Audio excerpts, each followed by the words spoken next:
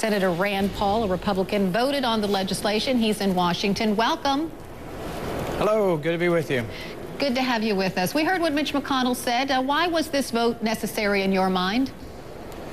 Well, I think it's a mistake, to raise taxes on anybody when we're in the middle of a recession, and we're all interconnected. So if you raise taxes on people who are richer than you are, you work for them often. And a good example is a few years ago, the Democrats got all hot and heavy and they wanted to tax yachts, to tax those rich people who had yachts. Problem is the people who lost their jobs were the guys making $50,000, $60,000 a year building the yachts. So it doesn't work. You can't tax one segment and say, oh, we're going to punish rich people. We're all interconnected with them, and it punishes the economy is what it does, and it's a mistake. You told Newsmax this is all moot because in the end you think President Obama will extend all the Bush tax cuts, even for the wealthiest Americans. Why do you feel that way? Well, it's a prediction, so I could be wrong, but I think he will because last year he did the same thing. We ended up extending them for everyone, and the president said last year it's a mistake to raise taxes on people in a recession, and really our economic growth right now is slower than last year.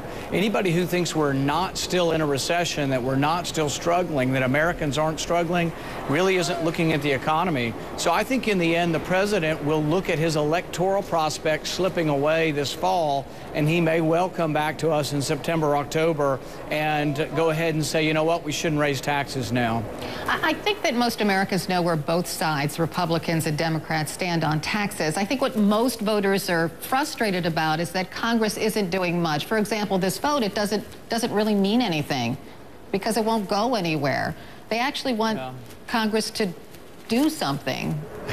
Well, I think you're right, and I called the president 2 weeks ago and offered my services again. I'm willing to come to the White House. I'm willing to work with the president. I have no personal animosity for the president. I will work with him on reforming Social Security.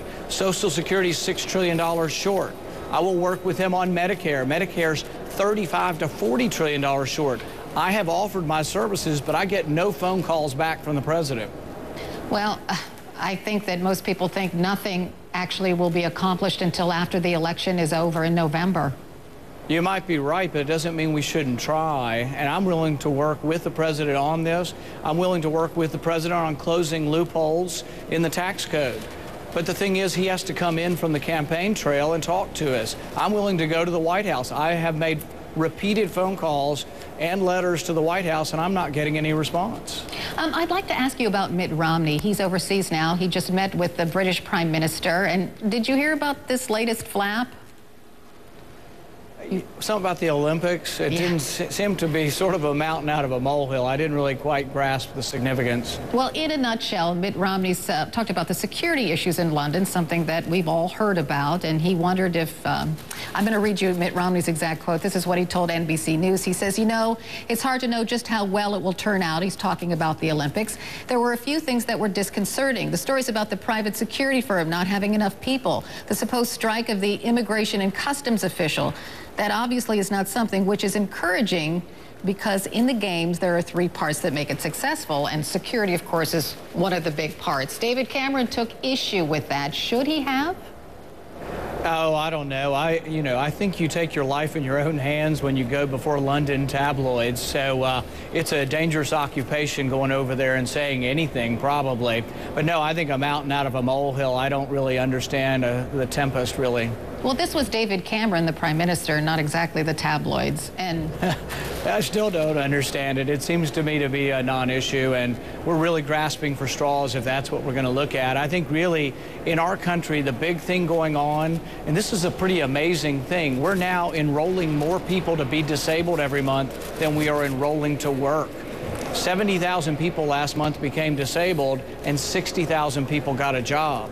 We've got real problems in our country with joblessness, with foreclosures. Look at Nevada and look at the terrible things that are still going on in Nevada with unemployment over 10%.